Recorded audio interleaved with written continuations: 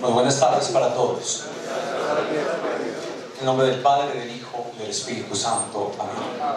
Gracias te damos, Señor, por este día que nos regalas, por el don de tu palabra, el don de tu Espíritu. Permite que conocer tu palabra sea conocerte más a ti, para anunciarte mejor y a todos los pueblos, a todas las gentes. Amén. Pues vamos entonces a iniciar esta reflexión o este estudio del sacerdocio en la carta a los hebreos. Seguramente ya los sacerdotes, los hermanos de cuarto, de tercero, hemos hecho algún tipo de acercamiento a esta carta y conocemos de una u otra forma, aunque sea en términos generales, el contenido de esta carta.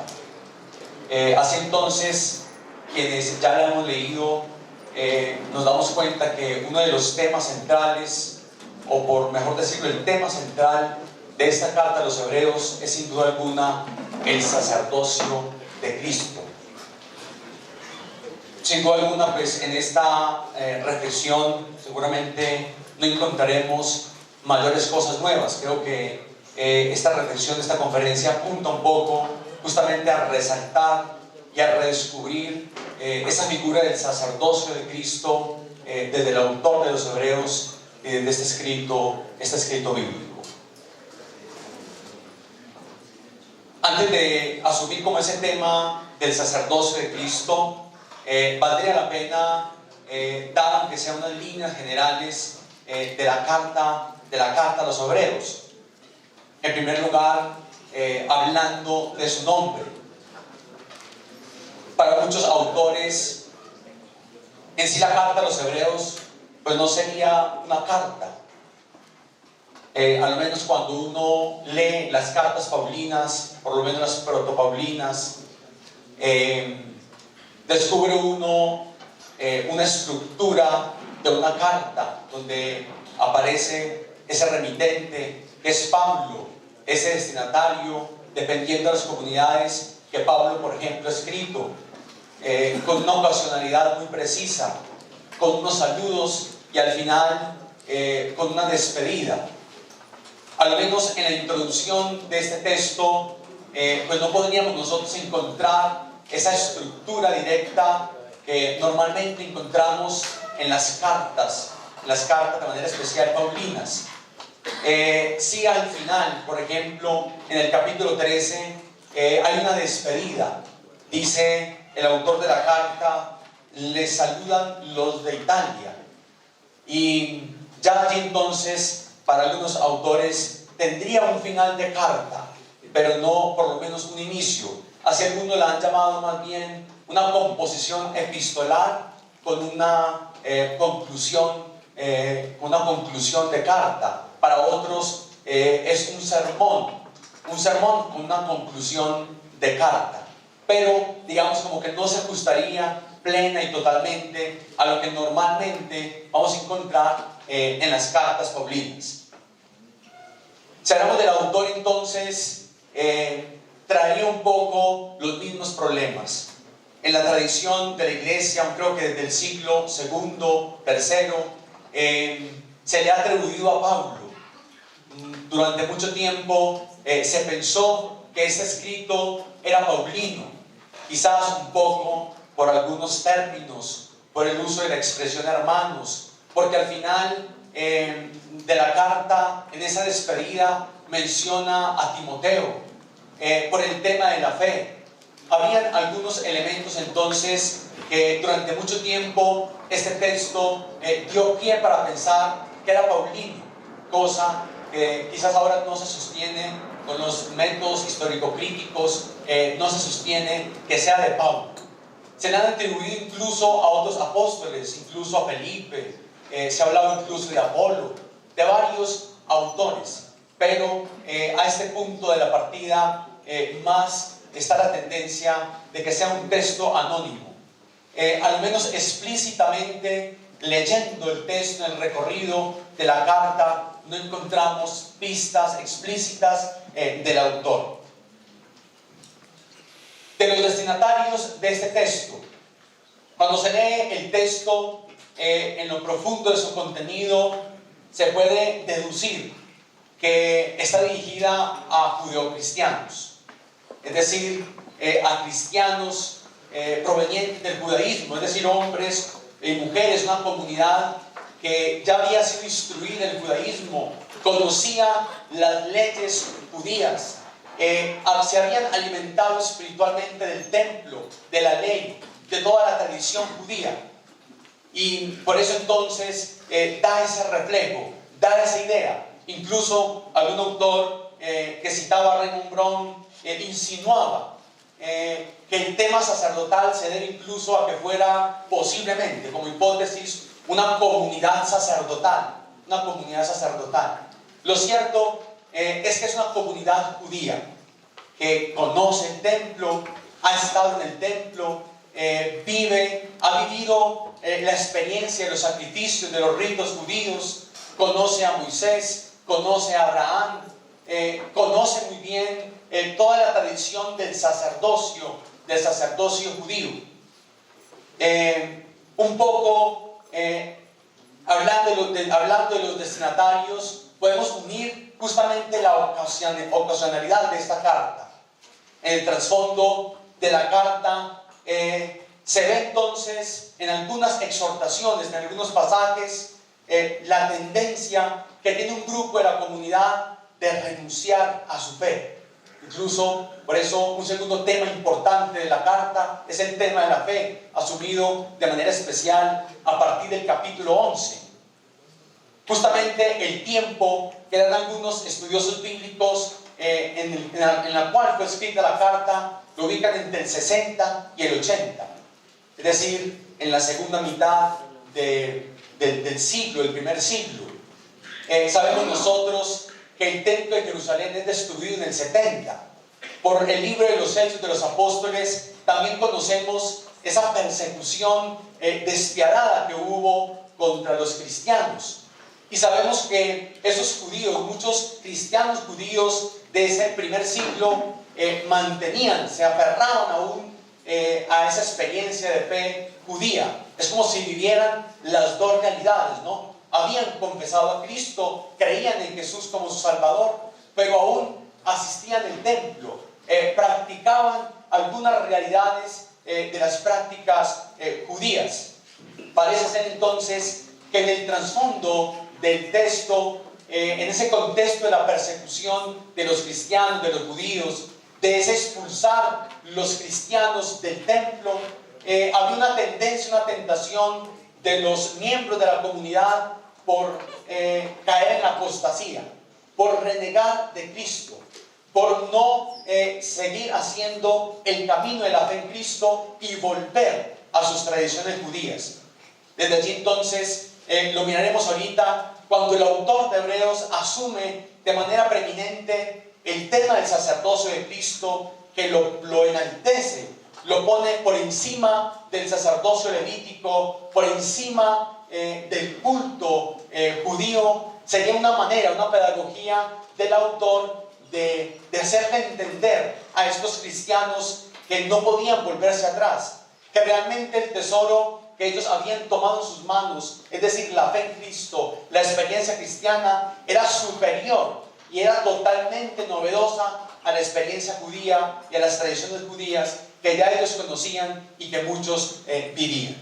Desde allí entonces podemos entender un poco, la razón de ser del texto, del escrito. Por eso al final también de la carta, en los capítulos 2 y 13, habrán algunas exhortaciones del autor donde él le plantea a la comunidad, a los creyentes, la importancia de sostenerse en la fe, la importancia de tener en cuenta la enseñanza de los maestros, de los guías espirituales, de los líderes espirituales, para que así entonces no sucumban en la fe y no abandonen el camino de Cristo Jesús.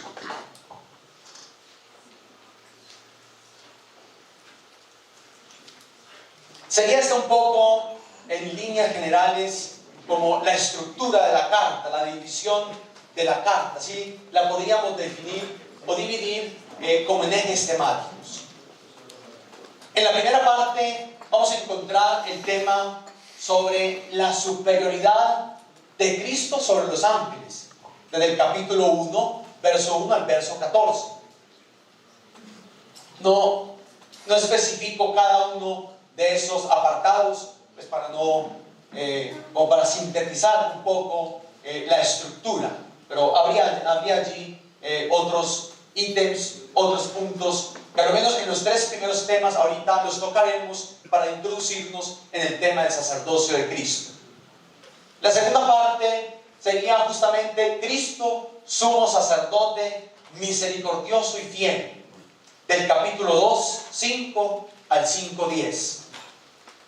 La tercera parte, Cristo, sumo sacerdote, según el orden de Melquisedec, del capítulo 6, 13 al capítulo 10. Podríamos decir que básicamente el tema del sacerdocio estaría en estas dos partes. Como decíamos, miren que está al centro de la carta, aunque bien después en el capítulo 10 finales lo seguirá asumiendo un poco. Allí en estos capítulos, en el 2, en el 3, en el 5, en el 7, el tema del sacerdocio de Cristo es preeminente. Se centra a hablar, a defender, a enaltecer esa figura de Cristo como sacerdote. En la cuarta parte, a partir del capítulo 11 y 12, como les decía, vamos a tener el tema de la fe. 11.1 está esta famosa definición de fe. La fe es la prueba de lo que se espera, es el fundamento de lo que se espera y la prueba de lo que no se ve. Y desarrollaría entonces el autor, o mencionaría una serie de personajes bíblicos que han sido, fueron para el pueblo, lo son para nosotros hoy, un testimonio de una fe firme, una fe radical. Terminaría la carta en el capítulo 13 con un apéndice, una conclusión epistolar, con algunas exhortaciones y motivaciones que el autor hace a la comunidad.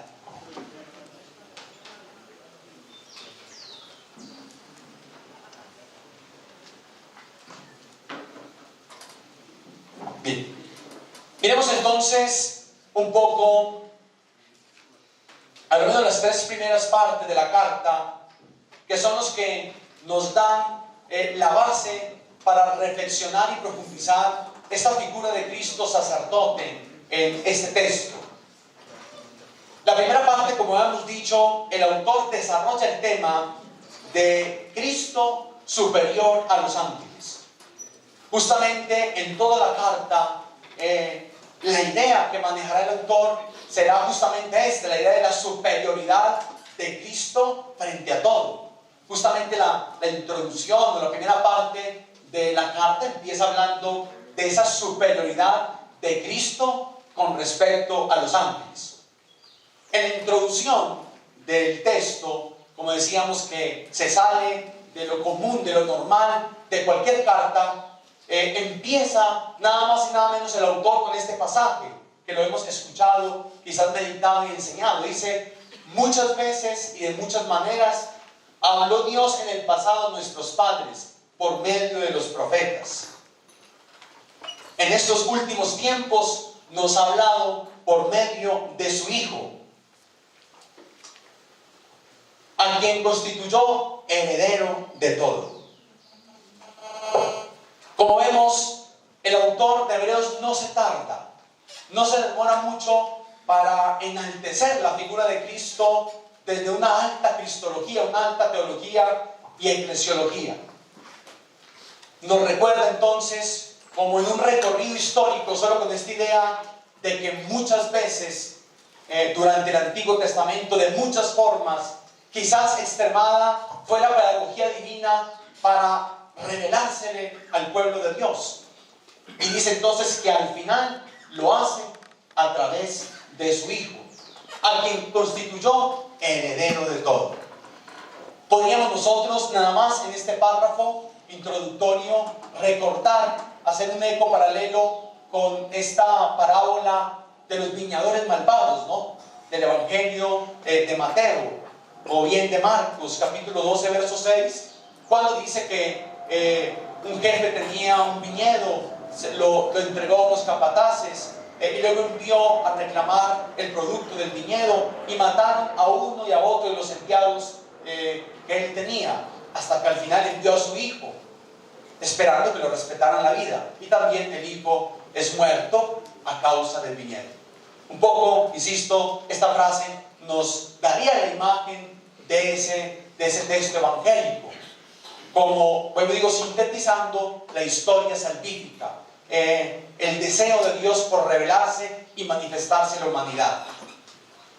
Llama entonces la atención, insisto, los títulos que le da el autor a Cristo. Lo llama Hijo, un título divino, Hijo, por medio de su Hijo, a quien constituyó heredero, dueño de todo.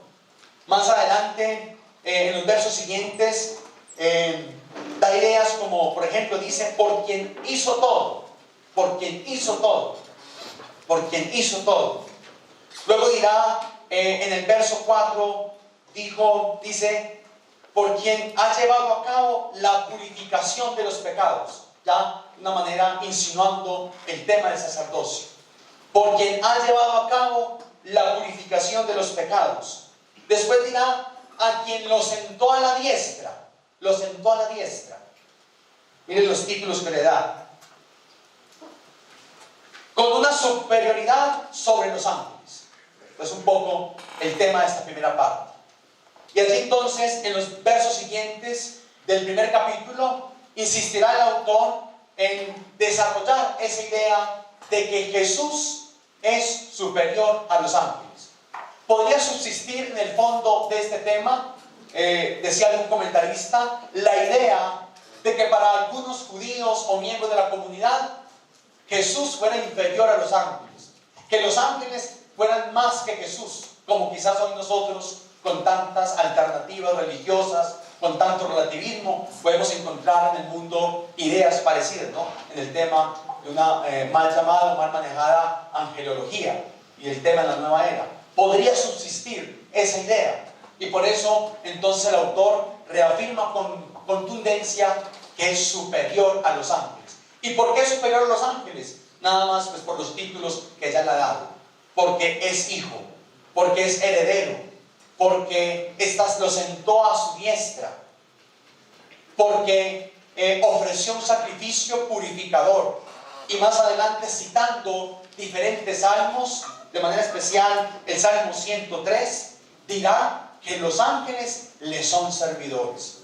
Él es hijo, él es heredero, está sentado en el trono. En cambio, los ángeles son servidores, como quizás lo vemos en toda la Biblia, lo hemos estudiado, visto en la teología. Los ángeles están al servicio del hombre, están al servicio del Hijo de Dios. En cambio, Cristo, Hijo de Dios, está entronizado junto al Padre.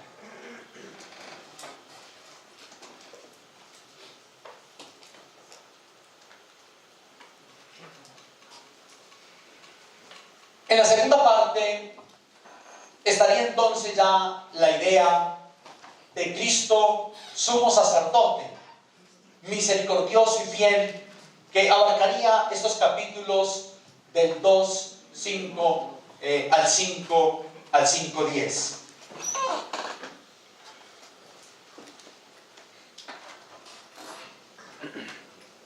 Dentro de tantas menciones que hace entonces el autor en esta parte, ya hablando de Jesucristo sumo sacerdote, está este verso que podría sintetizar de alguna otra forma y recoger todas esas ideas cuando dice: tuvo que asemejarse en todo a sus hermanos para ser un sumo sacerdote misericordioso y fiel en lo que toca a Dios y expiar los pecados del pueblo. Capítulo 2, verso 17, como también en el capítulo 3, del 1 al 3. Tuvo que asemejarse en todo a sus hermanos para ser un sumo sacerdote misericordioso y fiel en lo que toca a Dios y expiar a los pecadores del pueblo, los pecados del pueblo. El argumento entonces del sacerdocio de Cristo y de esa grandeza del sacerdocio de Cristo, según Hebreos, empieza justamente allí, en la encarnación, en que se hizo igual a nosotros, en que se hizo igual a los hermanos. Tuvo que asemejarse en todo a sus hermanos para ser sacerdote, para ser sumo sacerdote. Y con estas características que enseguida profundizaremos un poco: misericordioso y fiel. Esa es la caracterización que le da Hebreos a Jesús. Misericordioso y fiel, para poder expiar los pecados del pueblo. Allí entonces, en el capítulo 2, él empieza a desarrollar esta idea de que él se hizo hombre, de que se encarnó, de que tomó nuestra condición humana, de que se hizo igual a nosotros en todo, lo afirmará también Hebreos, en todo menos en el pecado. Incluso después jugará un poco con las palabras diciendo que se hizo inferior a los ángeles. Al ser hombre, se hizo inferior a los ángeles, pero superior a ellos. Juega un poco con las palabras, pareciera ser contradictorio, pero es como si primero lo abajara y luego lo levantara. Se hizo inferior a los ángeles porque tomó carne humana, pero superior a los ángeles, porque, como lo hemos dicho anteriormente en la introducción, es el Hijo, porque es el heredero, porque está sentado en el trono del Padre. Dirá entonces, hablando de esa humanidad y de esa encarnación de Cristo, que se hace semejante a nosotros, como ya dije, menos en el pecado. Se hace frágil, se hace débil, asume el sufrimiento. Es un poco lo que meditamos, lo que reflexionamos en el camino del Calvario, en la experiencia de la cruz. Pasa por el sufrimiento. Y todo esto entonces es lo que lo hace a él, lo constituye a él un sacerdote misericordioso y fiel.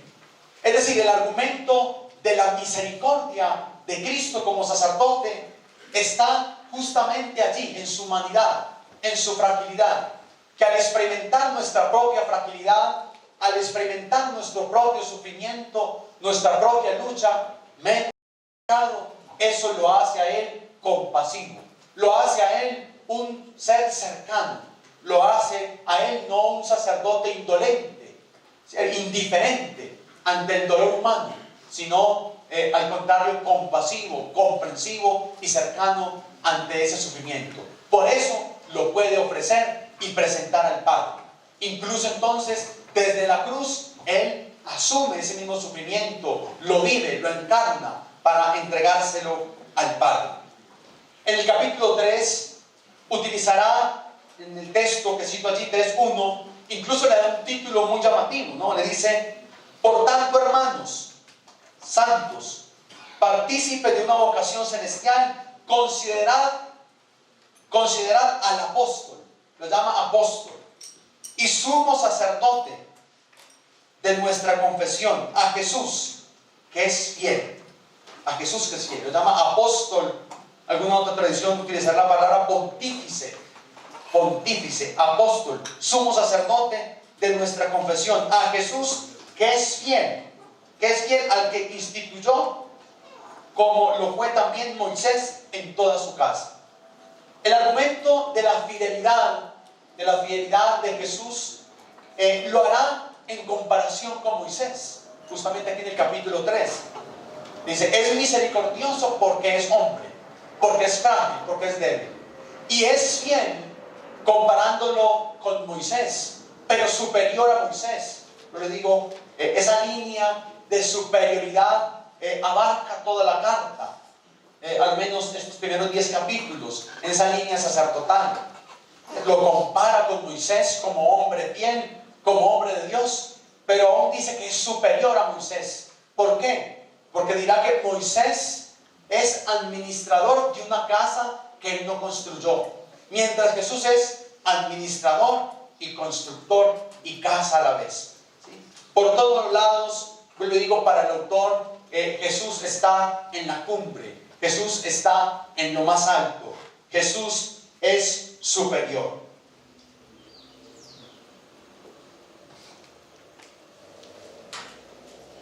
Este texto, justamente el capítulo 5, quizás muy conocido, muy leído, reafirma esta idea que ya venimos manejando. Cristo, sumo sacerdote, misericordioso. Todo sumo sacerdote es tomado de entre los hombres y está constituido en favor de los hombres en lo que se refiere a Dios, para ofrecer dones y sacrificios por los pecados.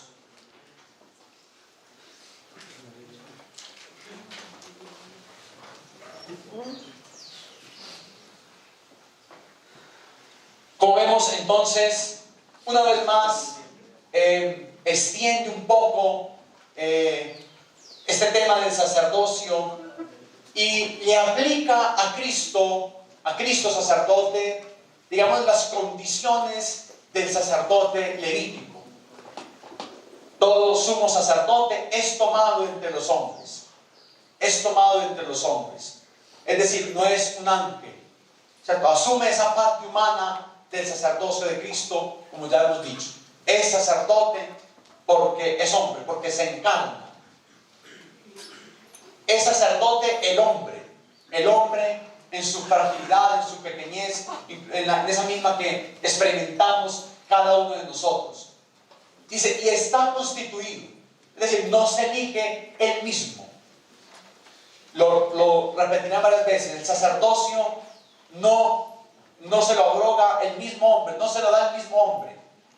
Es constituido, es elegido, es llamado en favor de los hombres en lo que se refiere a Dios, para ofrecer dones y sacrificios por los pecados. Dirá un poco más adelante el texto, dice, y a causa del mismo debe ofrecer por sus propios pecados lo mismo que por los del pueblo. El sacerdote entonces, en su fragilidad, en su humanidad, ofrece sacrificios por sus pecados y los del pueblo. Esa es como su tarea. Allí está su misión. Y para el autor de los Hebreos, insisto, Cristo tiene esta misma realidad. Cristo tiene esta misma condición. Es hombre. Fue constituido por Dios, por el Padre, como sacerdote. Y su sacrificio, que ahorita lo abordaremos, es un sacrificio ofrecido por los pecados del pueblo.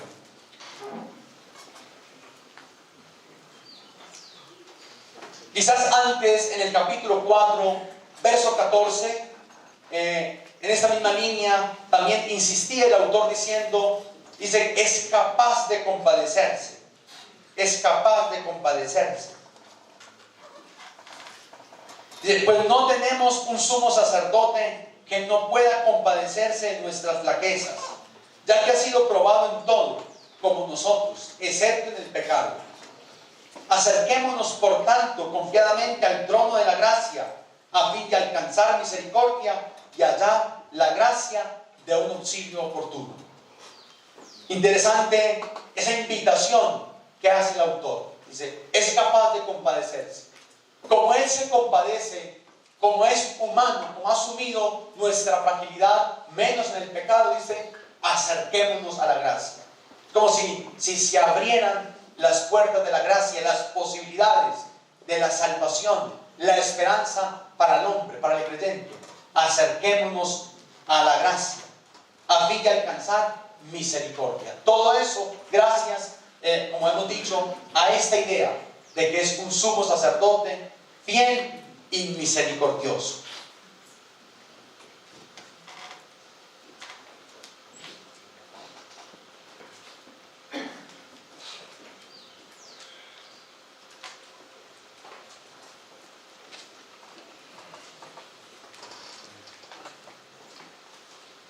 Después entonces, en esta tercera parte, a partir del capítulo 6,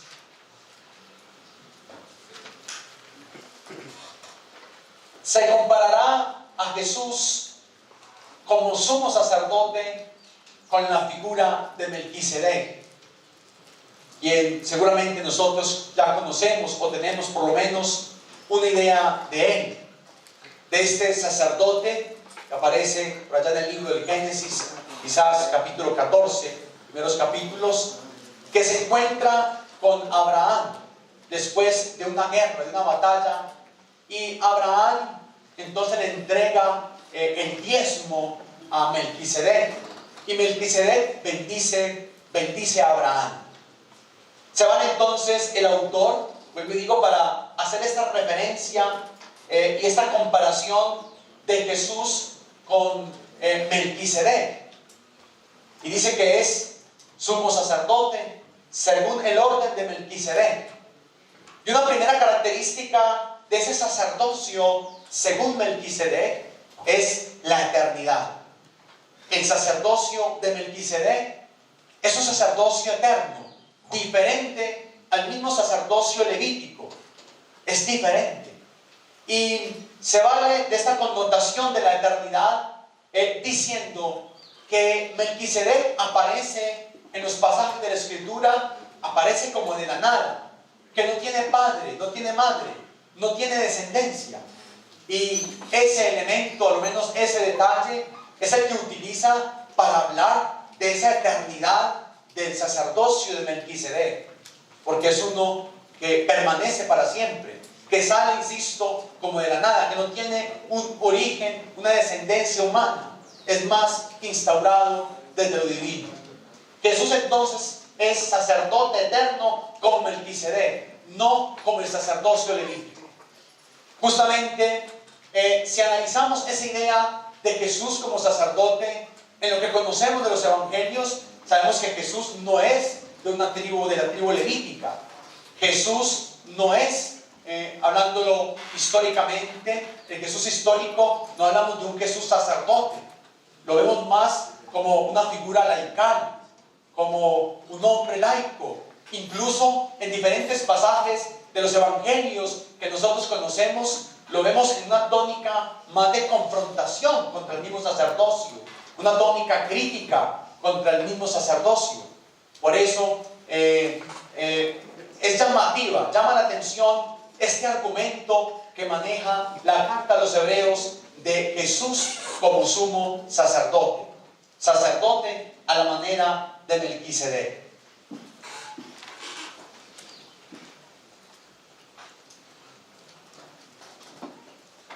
Dice, pues tú eres sacerdote para la eternidad. Por eso de una mejor alianza resultó fiador Jesús. Además, aquellos sacerdotes fueron muchos, porque la muerte les impedía perdurar. Pero este posee un sacerdocio exclusivo, porque permanece para la eternidad. Y ahí que pueda también salvar definitivamente a los que por él llegan a Dios, ya que está siempre vivo para interceder en su favor. Y más adelante le da estas cualidades. Dice que es santo, dice que es inocente, que es incontaminado, en el verso 26 del capítulo 7. Así es el sumo sacerdote que nos convenía: santo, inocente, incontaminado, apartado de los pecadores, encumbrado sobre los cielos, que no tiene necesidad de ofrecer sacrificios cada día como aquellos sumos sacerdotes, primero por sus propios pecados, luego por los del pueblo. Y esto lo realizó de una vez para siempre. Allí una vez más entonces sigue argumentando el autor la grandeza y la superioridad del sacerdocio de Jesús. Según Melquisedec, es eterno. Como le hemos dicho, es santo, es inocente, es incontaminado. Y luego reafirma la idea de que él ofrece un solo sacrificio. Mientras los sacerdotes levitas tenían que ofrecer constantemente sacrificios, Cristo ofrece un solo sacrificio. El único sacrificio que él realiza, que es su propia vida, que es su cuerpo, que es su sangre entregado, es un sacrificio eterno, válido, que nosotros renovamos conmemoramos día tras día, sin duda alguna, a través de la Eucaristía, pero es el único sacrificio. No hay otro sacrificio. Y por eso, frente a esta idea, una vez más, el autor nos muestra que esos sacrificios que ofrecían los sacerdotes levitas eran pequeños, eran endebles comparados con el sacrificio de Cristo.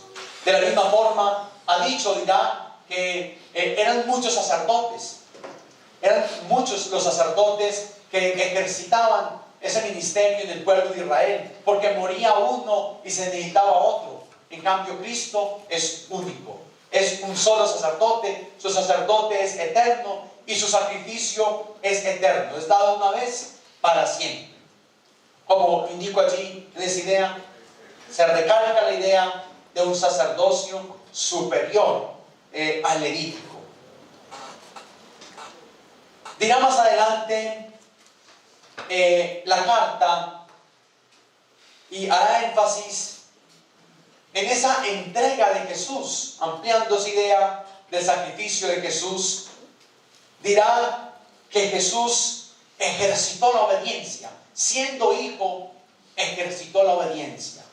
Interesante esa unidad entre el concepto de la obediencia y el sacrificio. Es como si su sacrificio verdadero, auténtico, hubiera estado en la obediencia. Algunos quizás hemos conocido muchos textos proféticos, de manera especial en el tiempo de Cuaresma, algunos textos proféticos de Amós, algunos de ellos enfatizan mucho esa idea, ¿cierto? Quiero misericordia y no sacrificio. A Dios le agrada la obediencia más que el sacrificio. La plenitud del sacrificio de Cristo y la perfección de ese sacrificio estará justamente allí, en la obediencia al Padre. Es muy llamativa ver o contemplar esa imagen del Getsemaní, ¿no? Donde vemos justamente esa fragilidad de Cristo, esa humanidad de Cristo que no quería ir a la cruz, que no quería tomar la copa, el cáliz, ¿cierto? Su expresión primera es: Padre, aparta de mí este cáliz. Pero al final se entrega al Padre, que no se haga mi voluntad sino la tuya. Su sacrificio entonces está en la obediencia, en aceptar la voluntad del Padre. Eso es lo que lo perfecciona. Por eso los sacrificios del Antiguo Testamento, del sacerdocio levítico, son sacrificios superficiales, pequeños, endebles ante el sacrificio de Cristo. Porque ellos mataban corderos, mataban animales, pero se quedaba allí en la exterioridad. Mientras en Cristo está su propia vida, su propia voluntad, conforme a la voluntad del Padre. Y allí está la perfección de su sacrificio. Su muerte en la cruz, como lo contemplamos en los diferentes evangelios, justamente reafirma entonces esa entrega, esa docilidad, esa obediencia de Cristo como hijo y como sacerdote.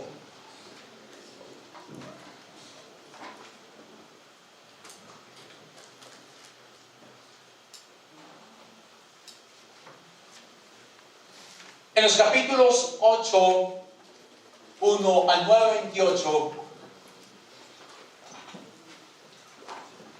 seguirá entonces la carta desarrollando este concepto, no solamente el sacerdocio de Cristo, como ya lo hemos visto, es también el culto que Cristo ofrece, el culto que Cristo da.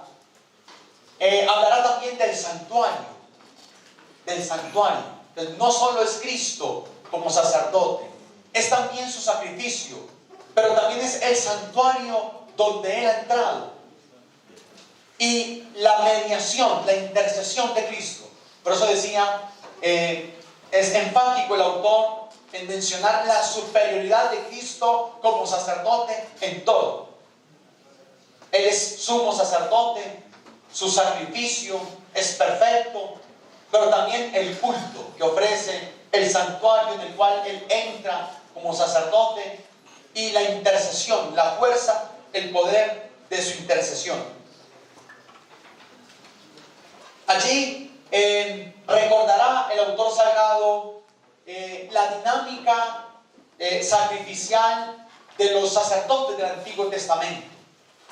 Como lo dice el Levítico, el sumo sacerdote entraba una vez al año al Santo Santorum, al Santo de los Santos, como ese lugar sagrado y privilegiado del santuario del templo, donde solo podía entrar el sumo sacerdote. Nadie más podía entrar. Era vetado entrar a ese lugar, a la presencia de Dios.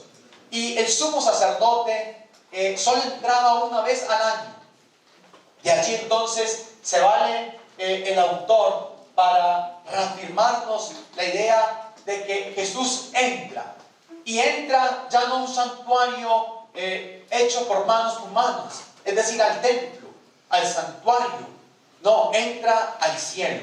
Por eso volvemos a la idea de la introducción, cuando hablaba de la entronización del Hijo, que era hijo, que era heredero y estaba sentado a la diestra del Padre. Porque ese es el gran santuario. El santuario es el cielo, es la presencia del Padre. Es un santuario, insisto, superior en todo al santuario de Israel, al templo, o al santuario que se manejó en el desierto quizás, pero es superior porque uno es de manos humanas, el otro entonces es la casa del Padre. Y dice entonces que Él entra y entra una vez y entra para siempre. Interesante y bello también cuando el evangelista afirma en la muerte de Jesús que el velo del templo se rasgó. Que el velo del templo se rasgó. Como para decir eso, que ya no había una barrera entre el pueblo y Dios. Vuelvo a la expresión que resaltaba ahorita cuando decía el autor, entremos, vamos a buscar la gracia porque tenemos un sacerdote misericordioso. Es decir, antes era vetado, había un impedimento para que el pueblo, había como un límite entre Dios y el pueblo. Solamente el sacerdote, escasamente el sumo sacerdote. Con Cristo entonces todos podemos entrar. Él entró una sola vez y ahora toda la cristiandad, todo el que cree puede entrar a la gracia, puede entrar a la casa del Padre, puede entrar al santuario. Tenemos un sumo sacerdote tal que se sentó a la diestra del trono de la majestad en los cielos, al servicio del santuario y de la tienda verdadera, elegida por el Señor, no por un hombre. Un poco esos versos resumen o sintetizan un poco la idea que desarrollaba, ¿no? Esa comparación entre el santuario de Israel, el templo, y el santuario como la casa del Padre, la casa del Padre. Cristo entonces, una vez más, superior al sumo sacerdote. Cristo que rompe esa estructura, rompe esa barrera que hay entre Dios y el pueblo. Cristo que entra una vez para siempre. Después, abordando de nuevo el tema de los sacrificios, nos recordará el autor un poco eso, la sangre que entregaban los sacerdotes. Era la sangre de los corderos, la sangre de las ovejas, de los chivos, de las palomas. Era una sangre de animales, de machos cabríos. Recordando un poco esa ceremonia de la expiación, también por allá de Levítico capítulo 16, ¿no? Donde el sacerdote tomaba un toro, le imponía las manos como entregándole los pecados a ese sacerdote y lo enviaba al desierto a morir. Jesús, en cambio, entonces asume totalmente nuestros pecados, asume totalmente nuestra fragilidad, y por eso su sacrificio es un sacrificio redentor y purificador, ¿no? Podríamos tener aquí como eco justamente la expresión de Juan Bautista, ¿no? He aquí el Cordero de Dios que quita el pecado del mundo.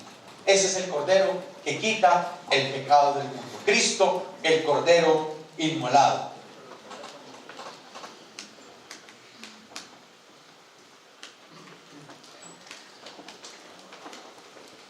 Ya al final, casi terminando, estaría esta idea de la mediación de Cristo.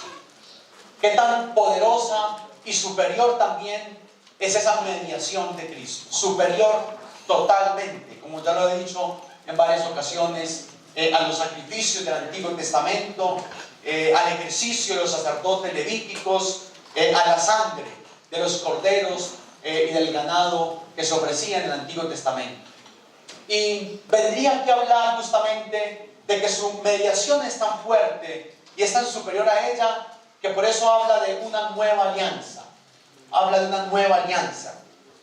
Con Cristo se incluye una nueva alianza. Dice en el verso 15 del capítulo 9.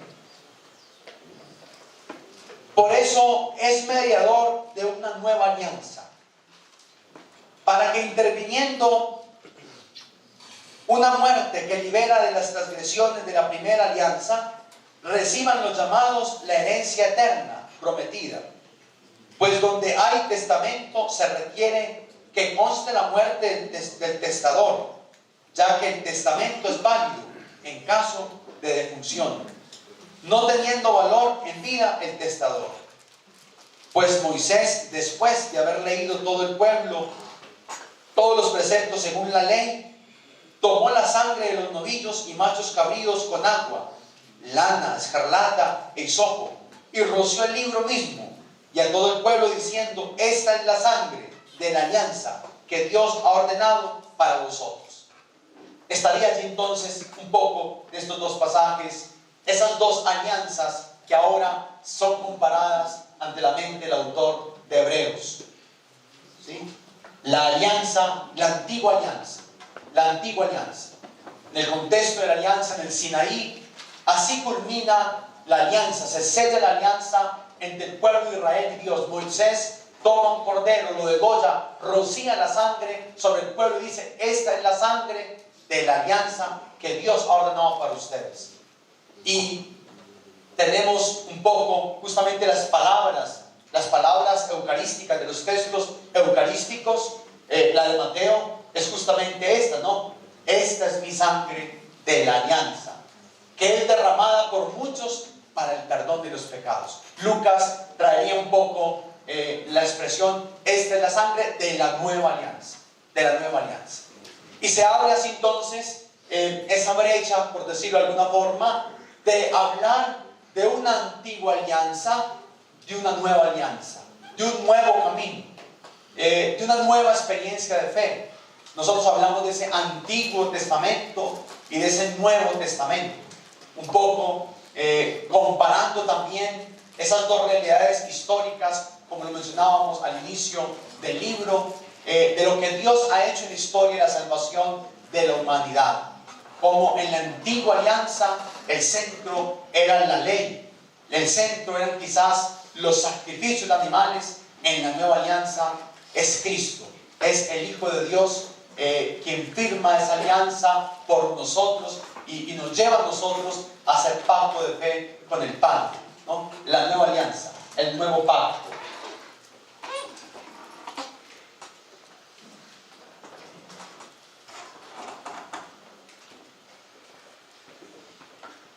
Bien, sería un poco entonces, a grandes rasgos, como las ideas más fuertes que presenta la carta a los Hebreos sobre el sacerdocio de Cristo, Cristo sumo sacerdote. Sin duda alguna, leer esta carta, y sería ya la tarea pues, de quienes de pronto no la han leído, no la conocen, no se han acercado a ella, y sería un fruto de esta reflexión, de esta conferencia, poder acercarnos a la carta, leerla, palparla, saborearla, porque sin duda alguna nosotros los que ya participamos de este sacerdocio de Cristo podemos encontrar esa identidad sacerdotal de esta carta. Ustedes, queridos hermanos, que van haciendo ese camino de discernimiento a la configuración con el ministerio sacerdotal, pues les daría grandes pautas, o la carta nos da grandes pautas para entender y comprender en realidad cuál es ese misterio del sacerdocio de Cristo. Monseñor Alfonso Uribe Jaramillo escribió un pequeño folleto como comentario a la carta a los hebreos. Justamente creo que fue un retiro espiritual que dio a los sacerdotes, y los sacerdotes le pidieron a él que escribiera un folleto como fruto del retiro. Y de ese folleto entonces saqué un poco esta idea, donde él dice: gran número de sacerdotes padecen o han padecido una gran crisis de identidad y soportan la tentación de abandonar un ministerio que solo puede ser apreciado debidamente cuando se le contempla a la luz del sacerdocio y ministerio de Cristo. Insisto, leer la carta, conocer la carta a los hebreos, es poder comprender un poco más, aunque es un misterio que nos abarca, nos sobrepasa. Por ello nosotros quienes lo tenemos, ni a veces sabemos que tenemos, no sabemos que tenemos, pero nos ayuda esta carta, este texto, a comprender lo que es Cristo, el alcance de Cristo como sacerdote, y nosotros que obramos siempre en persona Cristo. Todo lo hacemos en nombre de Cristo.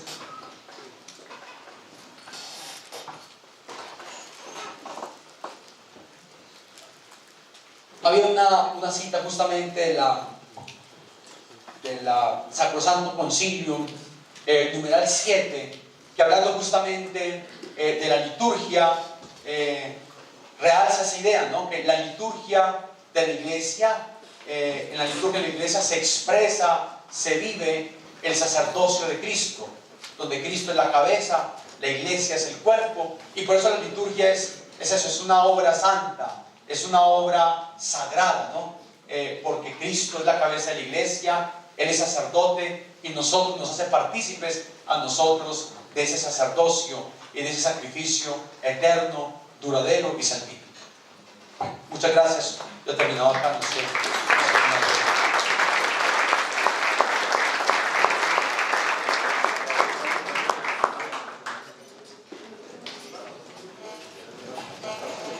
Hablando acerca de glorificar el sacerdocio de Cristo, expresaba Monseñor Alfonso Uribe Jaramillo: el sacrificio sacerdotal de Cristo es la fuente de todas las gracias y bienes sobrenaturales, porque con una sola ofrenda hizo perfectos para siempre a los que ha santificado. A este sacerdocio adorable de Cristo debemos nuestra filiación divina, la dicha inmensa de ser templos de Dios y la de poder esperar la de ser los coherederos de Cristo en la posesión eterna de Dios. La Iglesia, nuestra Madre, fue consagrada con sangre divina, como escribió Pío XII. Agradecemos al Padre José Jairo su ponencia acerca del sacerdocio de Cristo en la carta a los hebreos. Pasamos a este ejercicio de las preguntas.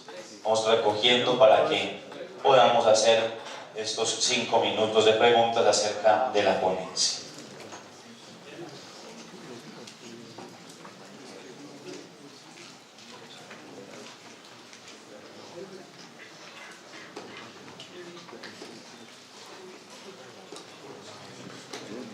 De sus preguntas.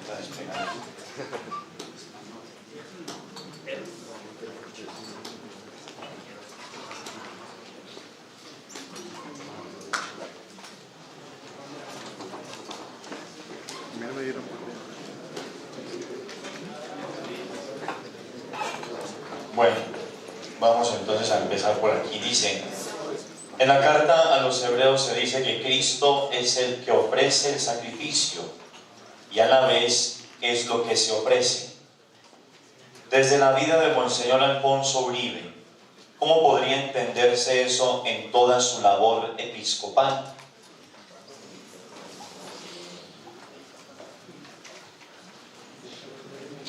Yo creo que sin duda alguna se podría, bueno, como hemos dicho, nosotros participamos de ese sacerdocio de Cristo, somos personas de Cristo.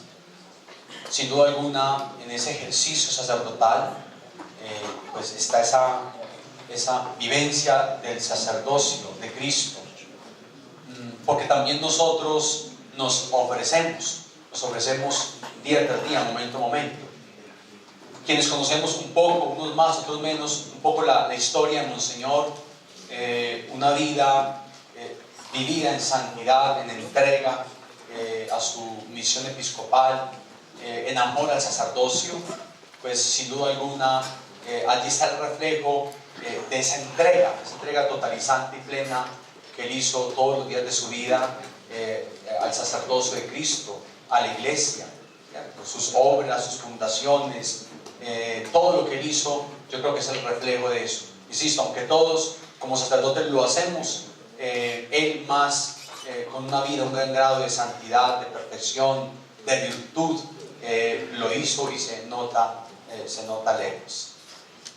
¿Qué características del sacerdocio presentado en la carta a los hebreos pueden formar el perfil de un sacerdote hoy? Bien, en primer lugar, pues, tener siempre presente como ese capítulo 5, 1 al 4, 5 de la carta a los hebreos, donde me parece muy bello, donde habla de la humanidad del sacerdote, ¿cierto? A veces, en primer lugar, está la tentación nuestra de creernos ángeles, ¿no? Y creo que no lo somos. En primer lugar, yo creo que una adecuada formación sacerdotal y un ejercicio de sacerdocio empieza desde allí, asumiendo nuestra propia realidad, nuestra propia humanidad, ¿cierto? Porque a veces en ese creernos ángeles, pues una espiritualidad desencarnada, podemos hacer más daño que bien, ¿cierto? Entonces yo empezaría por allí, en asumir, en recordar que somos hombres débiles, hombres frágiles, cubiertos de fragilidad. No sin duda alguna esconder bajo este concepto pues nuestro pecado, a veces nuestras miserias y nuestros abusos, pero sí es importante, creo yo, asumirme en primer lugar como persona, como ser humano, con una historia familiar, una historia concreta de vida que me hace frágil, me hace débil. En segundo lugar, pues está pues todo el perfil de Cristo mismo, ¿no? Que no sé si más que una realidad, es un reto, una vocación, un llamado, un camino, como lo decía ahorita en el capítulo 3, creo, ¿cierto? De ser hombres santos, de ser hombres puros, esa capacidad intercesora. Creo que el trabajo, el servicio nuestro, el ejercicio del sacerdote está justamente allí, en interceder, en ofrecer sacrificios, oraciones, plegarias, la vida misma, siempre por el bienestar del pueblo de Dios. Hemos escuchado muchas veces el Papa Francisco en esa misma línea habla de que el sacerdote debe cansarse y desgastarse, no por otras cosas, sino por el servicio del Evangelio y por la gloria de Dios. Jesús es sacerdote eterno. ¿Un ministro sacerdotal participa de dicho sacerdocio para la eternidad o en la eternidad? ¿Para la eternidad o en la eternidad? ¿Qué dice? Pues en las dos, ¿cierto? En las dos. Para la eternidad, ¿cierto? Porque nosotros el don del ministerio sacerdotal, así lo creemos y hace en nosotros esa realidad teológica, ese cambio teológico, y seremos sacerdotes en esta vida y en la otra, en la eternidad. ¿Cuál es la diferencia fundamental entre el sacerdocio levítico, el sacerdocio de Melquisedec y el sacerdocio de Jesús? Pues básicamente sabemos que un poco una manera de leer las escrituras es leerla de esa manera tipológica, alegórica, ¿no? Pues como decíamos ahorita, esa figura de Melquisedec, pues creo que es una figura tipológica de ese Jesús, ¿cierto? De ese sacerdocio de Jesús que es eterno, ¿cierto? El sacerdocio levítico, como decíamos, es un sacerdocio enraizado más un poco en la ley, en esas estructuras humanas.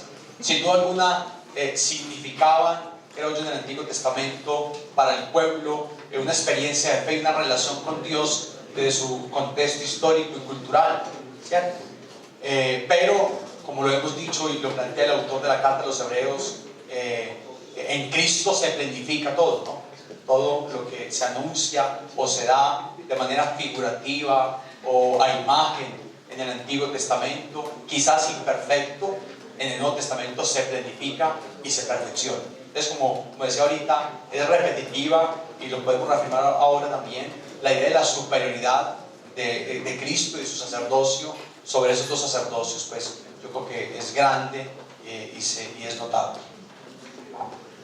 Damos un agradecimiento muy especial al Padre José Jairo por su ponencia, por ayudarnos en este congreso, enseñándonos acerca del sacerdocio de Jesús. Muchas gracias, Padre.